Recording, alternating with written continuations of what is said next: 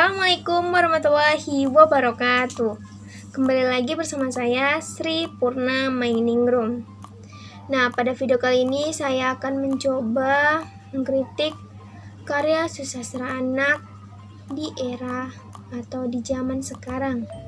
Bagaimana sih susastra anak di zaman sekarang yang serba canggih? Seperti yang kita ketahui bahwa susastra anak itu banyak macamnya.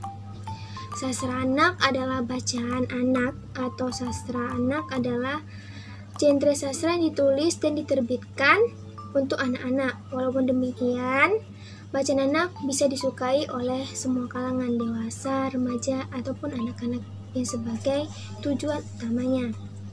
Nah, mulai dari cerpen, fabel, dongeng, puisi, pantun, lagu, bahkan komik bisa menjadi sebuah susastra anak.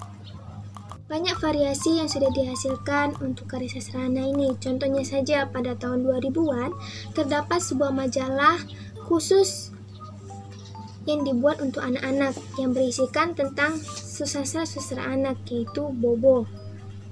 Nah, Bobo menjadi teman bacaan anak-anak pada masa itu. Walaupun kini majalahnya sudah sangat sulit dicari, bukan berarti karya sastra anak sudah lenyap begitu saja. Di era teknologi sekarang ini, anak-anak mulai lebih tertarik pada gadgetnya, di mana itu bisa mempermudah anak lebih leluasa untuk mencari tentang susastra anak. Namun terdapat juga kelemahannya. Karena dunia internet ini sangat luas, maka diperlukanlah bimbingan dari orang tua. Apalagi karya sastra anak sekarang ini sudah mulai berevolusi. Contohnya saja pada bacaan bergambar atau komik, sekarang sudah berbentuk ke arah media video atau biasa yang kita kenal dengan animasi. Nah, animasi-animasi inilah yang menjadi teman perjalanan sastra anak di era sekarang. Bentuk animasi atau komik ini dibuat berbentuk dengan sangat menarik perhatian anak-anak, yang pada dasarnya seorang anak itu memiliki rasa ingin tahu yang sangat tinggi. Namun, apakah karya sastra ini sudah tepat untuk anak-anak? Contohnya saja pada komik terjemahan, yaitu Asterix dan Obelix, di mana kisah komik Asterix dan Obelix ini adalah kisah petualangan di masa kerajaan Romawi berjaya dengan settingan negara-negara Eropa.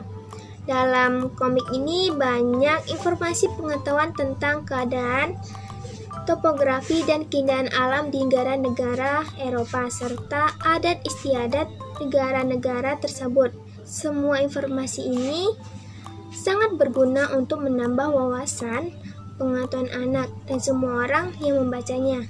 Namun kisah dalam komik ini tidak menjadikan tokoh anak sebagai sentral cerita. Bahkan peran anak dalam perjalanan petualangan dalam komik ini tidak ada membawa kisah anak-anak, dunia anak, dan semua aktivitas serta kenakalan-kenakalan anak-anak. Komik ini sebenarnya lebih disasar untuk pembaca remaja atau dewasa. Mungkin memang sasaran utamanya adalah remaja dan orang dewasa. Namun, setiap anak pasti sangat suka melihat kartun-kartun yang bergambar. Maka kita sebagai orang tua harus lebih bijak dalam memilih bacaan anak-anak. Namanya juga anak-anak, pasti sangat-sangat tertarik dengan sesuatu yang bergambar. Walaupun sebenarnya dia tidak ngerti apa sih isinya, dia hanya cukup membaca dan kadang-kadang meniru beberapa bagian yang menurutnya keren. Nah, kita ambil contoh dari animasi lainnya, misalnya seperti Upin dan Ipin. Mungkin lebih terasa dunia anaknya. Komik atau animasi yang berasal dari negara jiran, tetangga, yaitu Malaysia ini terasa lebih dekat dengan kehidupan keseharian anak-anak, seperti keseharian anak-anak yang ada di Indonesia. Kelucuan, kenakalan, dan kecerdasannya yang tergambar sangat dekat dengan karakter anak-anak. Juga pesan-pesan moral dalam cerita ini juga sangat baik dan mudah diterapkan pada anak-anak. Berbeda dengan komik atau animasi dari negara Jepang, di mana karakter dan nuansa dunia anaknya terasa kurang membumi dan menunjukkan karakter anak Indonesia. Pesan moralnya juga kurang gamblang, sehingga lebih sulit untuk disampaikan kepada anak-anak, seperti komik Shinsaya dengan cerita fiksinya mungkin terlalu berat buat anak-anak. Terus ada cerita Nobita dalam Doraemon juga terlalu banyak menghayal. Memangnya dunia anak penuh dengan hayalan, namun akan lebih bernilai jika kisahnya lebih kepada keseharian yang nyata, sehingga pesan moralnya lebih mudah sampai kepada anak-anak. Memilih bacaan dan tontonan bagi anak-anak adalah suatu keniscayaan. Peran orang tua untuk memilih bacaan dan tontonan sangatlah penting bagi anak-anak. Peranan penulis sastra bagi anak juga akan turut serta mengambil andil yang signifikan dalam tumbuh kembangnya anak.